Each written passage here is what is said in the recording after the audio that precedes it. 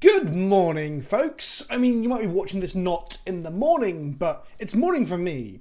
I've woken up on Tuesday, the 13th of April, to find out that the early access event for Strixhaven, which is normally an event where streamers and content creators are given access to the arena account, usually a day or so early, to play against each other on set accounts, open accounts from Wizards of the Coast. That whole event has been cancelled. Like I said, it's an early access event, so some people are going to think this is all about entitlement, and I'll come into that more in a moment. But the whole idea of the event was to allow creators complete access to a fully kitted out account. They didn't have to burn all their wildcards immediately, and they're playing to drive hype and bring views to Magic. And what it would do is it would bring thousands of views to Magic.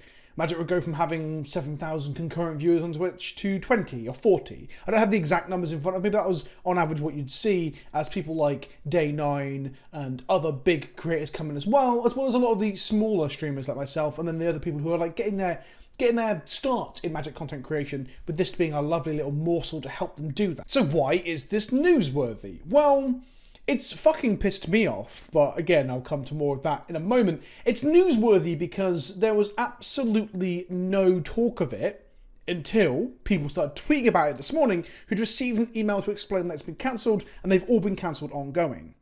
I'm going to read the email to you now, and then we'll unpack it a little bit.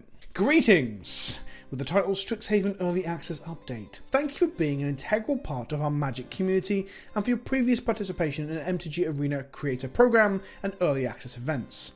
As we continue to build our community program to support creators across multiple platforms, Wizards has made the difficult decision to discontinue the Early Access program going forward. The Creator Program's Discord will still remain active and serve as a hub for future creator opportunities going forward. We understand this news is disappointing. To help you celebrate the launch of Strixhaven Schools of Magic on MTG Arena, we're distributing 40 codes that each redeem for one Strixhaven booster pack that you can use to drive engagement on your channels and share with your community at launch. The code will become redeemable at a certain time and day.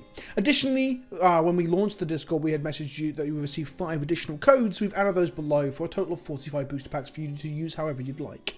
Thank you for your support, and we look forward to working with you on events in future. Regards, the Wizards community team. Now, I want to draw attention to the first paragraph where they say this. As we continue to build our community program to support creators across multiple platforms, Wizards has made the difficult decision to discontinue the early access program going forward. What community program are you doing? There's fuck all. What are you talking about? There was a content creator program that you had to sign up to. You had to give access to Streamlabs or Stream Elements, sorry. You then had to tweet out like hashtag content program to like get some gem codes for your viewers. And it was a bit parasitic and a bit fucking stupid, a bit spammy. Seeing people in my feed spam that stuff out. I mean, hustle's gotta hustle and all that shit, right? But it is dumb. Bearing in mind that the content creator program wasn't initially available to anyone outside the US, and people were thrown out of it for inactivity, like myself. I don't make enough Magic content apparently, except the 3 to 7 videos a week and several streams. Elizabeth Eden was thrown out for just being too sexy on the internet.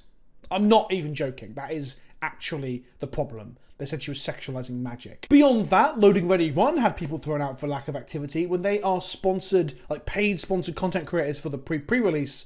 So it was mismanaged to say the very fucking least. We then had the Greenlight Fund, which is now open for submissions, back in June 3rd, 2020, which has gone absolutely fucking silent. The idea was you could apply with a plan of some quite advanced or complicated content you want to make that you want to get funding from them to make. You could be the next Game Nights, perhaps. I think they actually fucking said that in here as well. Anything from $5,000 to $250,000 ideas, they said. They claimed to have set aside $1 million to fund creators to get eyes onto their product.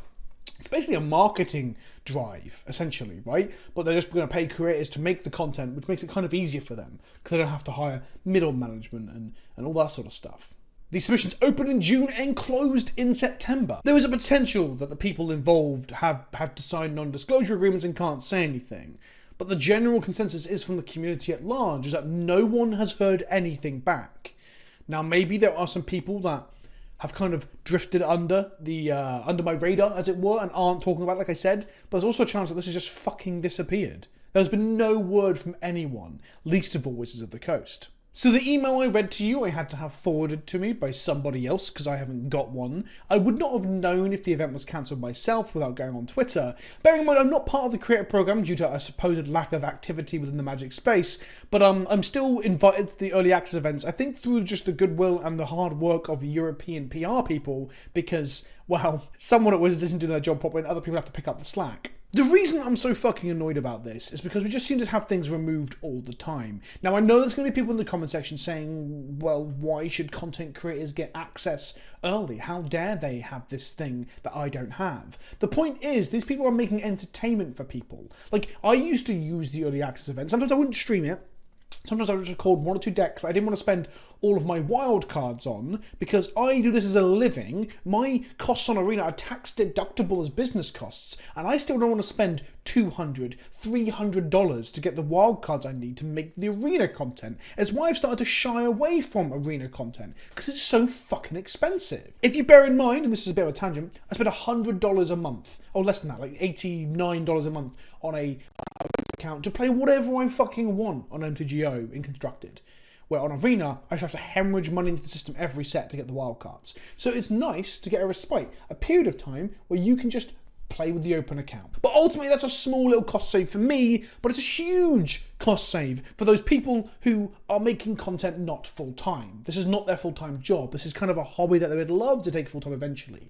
The up-and-comers, the innovators, the new blood into the space and the community.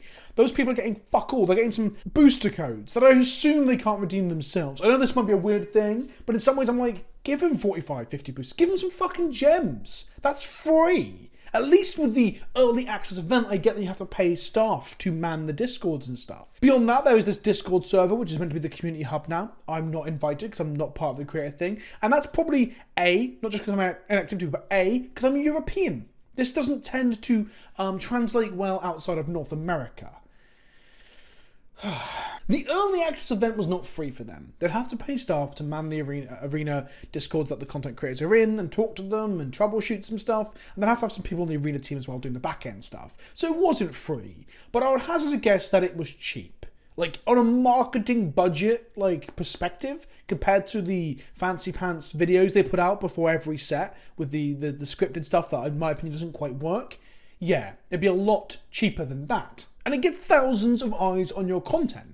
Your game, on the content about the game. The advertising for the fucking game. It gets people hyped. It gets people brewing together, collaborating together. There's a lot of fun moments where I will play against creators both larger and smaller than myself, and it would be a nice back and forth where our audience would see each other. It was fun seeing in real time people realise how broken Scoot Swarm Lotus Cobra Omnath was as a combination during the Zendikar one. You could see the game breaking in real time, and that might be a small part of where we're at and why this is happening. Truth be told, I think it's cost cutting. I think Wizards of the Coast are trying their hardest to just reduce the cost of Magic as a product to advertise. They don't need to pay out this money to people because the product is still selling. At the end of the day, they only care if the collectibles are selling and the card prices are high, because card prices being high makes the things collectible. I think we're generally moving towards an era of Magic where it's more important that the cards are expensive and people are buying them for their commander decks or their collections. I don't think they really give a shit about anything else. And what I mean by that is that there was a focus on Arena. There was a focus on esports, but that focus seems to be lessening by the day. I mean, this all comes off the back of them doing some well-meaning but kind of embarrassing farewell to the rivals during the last MPL event on the weekend. The people got relegated and essentially lost their jobs at a farewell Twitter thread. And then when Ali Warfield, also known as Meepo on the internet, she got farewelled. And then when they went to talk about what she was known for, they mixed her up with Autumn Burchett or Emma Handy. It's embarrassing. What the fuck? As I'm recording this, someone on Twitter has said, "Oh, I'm sorry, Your Highness. Is that a fucking problem? Sorry you don't get your exclusive access to the most fun day of any new format, asshole." All because I mocked their use of the term net decker. Some people really are just angry, aren't they? One response to one of my Twitter threads also kind of summed up how I think things are going. This is Twitter user Melaflorescus. This is really annoying because I've met you at multiple GPs and we've chatted and I cannot pronounce your Twitter name. I'm sorry. "I'm looking forward to the Secret Lair subscription that includes an Arena early access code." And I said, fuck, I think you're right. they're probably taking this away to sell it to customers. And they said that is indeed my suspicion. Because that is a operating rhythm we've seen in the past, right? They just cut up the cow to sell it back to us in different parts. Now, credit where credit is due, we've seen a step back from that. Mystical Archive, is a return to the lottery card methodology that we've seen in the past that I actually quite liked, and I was frustrated when they took them away from us and put them into premium products like Secret Lair. So they do sometimes go back to things they've done in the past that people enjoyed. But I do think early access will be a thing they can sell to all these angry people who are angry at the idea of people making content for them, of streaming for them, for making fun videos. Like, this isn't just an early access event for allow me to play for an hour, a day before you do, so I can then go buy the cards I think are good, because I don't have a fucking clue what cards are good, alright? I'm not Reed Duke. The point of this is to make content, to make videos for myself that are edited up and funny, to stream to an audience and have a community involved in making the decks with you. All that sort of stuff that breeds an enfranchised player base. But I think Wizards of the Coast are becoming more and more hostile to that idea, and I don't know why. Why is content creation and the people that gravitate around the content and the enfranchised player, why is that such a hard thing for them to cater to even in the slightest? Like I said, I think we're moving towards an era of Magic where collectibles are more important and the sales that can be driven off of them. During the investor call that happened where they announced the Warhammer Lord of the Rings crossovers, there was a lot of talk of direct-to-consumer sales. And I'm going to talk more about this in a future video that I want to spend more time on just doing a reaction and talk to camera thing. I want to write up my notes and do a bit of research on it. I think that is definitely the way they're going. They want to sell you, essentially, like baseball cards in collectible tins and shit. That is the direction this is going, because it's the most profitable direction. And they just want to up their profits at all times. And that's fine, I get it. Someone in the comment section were like, but Vince, Karl Marx, communism, I know about capitalism. Yeah, I'm fully fucking aware companies want to make money and they aren't your friends. But I have to say, I'm pretty sure that the return on investment for such a cheap marketing, and that's what this was, a marketing thing, must be so low. And having a swath of content creators, like bombarding people's subscription boxes and notification feeds and timelines with content, celebrating your game, or even playfully ribbing your game, puts your game in the forefront of people's minds. If you look to starve, if you look to asphyxiate that fucking free marketing avenue and not even throw them a singular fucking bone, that's just fucking absurd. It's stupid. I've been Vince, also known as PleasantKenobi on the internet. I am flabbergasted, I am frustrated, but I'm still trying to be reasonable and see sense where there is sense to be seen. I just don't think there is. I am probably burning some bridges with this video. Wizards do send me free product, I do get free previews, although the preview cards... Okay, here's a quick anecdote before we finish. My last preview card was really well done. I was reached out to, I spoke about it in the preview video, I was offered some ideas. They're like, what would you like to get from us in terms of preview card? I gave them some ideas of what I play, and they gave me a card that suited one of those ideas. Fucking fantastic. I cannot say how good that was enough. That was Sean Allen that did that, okay? I think he did a bang-up job. Prior to Sean coming on, preview season was getting announced. I noticed I didn't have one. This was for Time Spiral Remastered. I reached out to a member of their team who will remain nameless, let's say. And they said that I had one. They said that I was on a list. They could see me on a list. I just haven't received it yet. I said, cheers. I really appreciate you letting me know. A week passed, and everyone else who was releasing their preview on the same day as mine, that was on the preview article, had all received theirs. I had started planning their tweets, their Twitch reveals, their YouTube videos, had all started planning it. I had nothing. I had to follow up. I had to email 5, 6, maybe 7 different people at Wizards of the Coast, get in people's DMs, just ask, look, where is it? I'm trying to plan this around my schedule next week of when and where I can talk about this card. After back and forths, unanswered emails, forward and followed up emails, I got the card a few days before I had to preview it, and all was good in the world. And my previews were pretty good. I got some good shit. Right? I can't complain about the stuff I got for Time Spiral Remastered. But it was just proof again that I don't know who is dealing with what over at Wizards, but it feels like it's just a mess.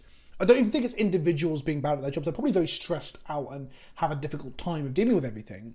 It just feels like they need to be managed a bit better. So yeah, this might be burning a bridge a little bit by pointing out just how much of a fucking mess this whole thing is. I really hope that it improves. I really hope that they have a better direction towards their creators and their community going forward. And I really hope it isn't just a big push to sell Secret Lairs to Commander players. But you have to excuse me if my confidence is a little bit knocked.